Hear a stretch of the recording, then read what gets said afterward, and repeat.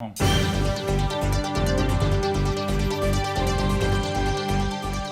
right, we have some breaking news right now. We're getting conflicting reports about Fotis Dulos. Reports say that Dulos did not die at his home. We just got a statement from Dulos' attorney, Norm Pattis. It says, quote, "I'm told Mr. Dulos is en route to the hospital with a pulse. Our thoughts and prayers are with him." So this was just in from Norm Pattis. You see him there with the glasses and the ponytail. That's Dulos' attorney. To break all of this down and to learn about these new developments, Aaron Keller is joining us now from the newsroom. Aaron.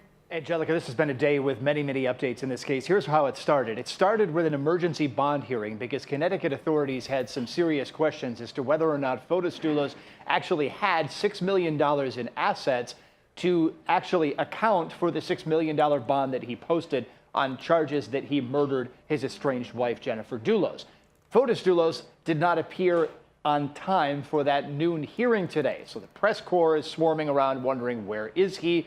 And then within moments, split moments, there was a massive law enforcement presence at his house up in Farmington. Remember, the court case is happening down in Stamford, Connecticut. Farmington is about an hour and 20 minutes to the north in Connecticut.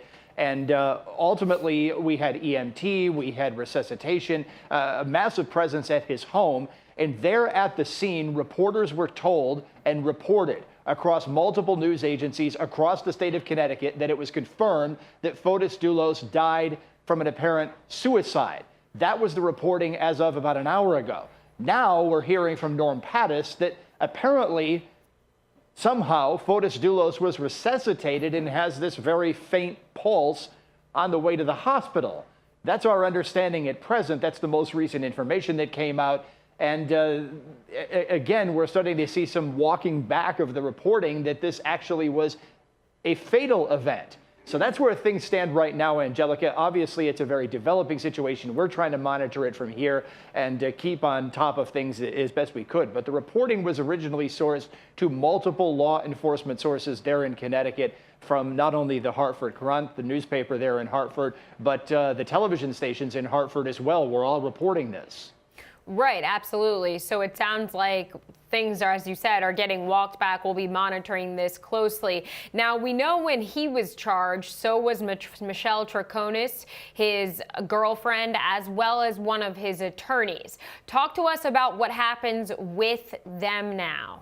Those cases presumably are just going to move forward. It's a question for prosecutors as to exactly how far to go with everything, because if Fotis Dulos is indeed dead, which the current reports are that he was able to be resuscitated after they believed he was dead, if he's out of the picture, then prosecutors have some very serious decisions to make as to how far they want to go after charges with the other two. Because it was always a question whether or not either Kent Mawhinney, the attorney, or whether Michelle Troconis, the former girlfriend, would somehow flip and turn state's witnesses against Fotis Dulos, because he's the one that authorities made clear that they believed he was the primary actor who killed his wife. Now, if he's out of the picture, then do authorities go full throttle after Michelle Troconis and try to flip Kent Mawhinney, or do they go full throttle after both of them? If Dulos is still alive, then we have an entirely different situation. If he's alive, then we're in rather unanimous agreement here in the newsroom that evidence of a possible suicide attempt can come in as evidence in a trial in most jurisdictions. It can be evidence, for instance, of a guilty mind. So if Fotis Dulos survives this and is tried, then we have another very likely piece of evidence coming into his case. Does it indicate that he is of a guilty mind? Well, certainly the defense will argue, no, he's been unfairly charged, and this is just how he reacted to the pressure. But the state could very seriously try to say that this indicates that he had a guilty mind and therefore is guilty of the actual core charges. So prosecutors surely are watching this very, very closely to figure out what their next moves are going to be. The cases are in the process of being consolidated. So we had the old cases against Michelle Troconis and then the new conspiracy to commit murder charge. Those cases were all put together. We have hearings happening over the course of the next month or so, because she has not, to my understanding, entered an official plea on the conspiracy to commit murder charge. So the next step for her was a consolidated hearing to bring the old cases together with the new conspiracy to commit murder charge, and she was set to answer that. This is video from the arraignment a couple of weeks ago when she was first arrested.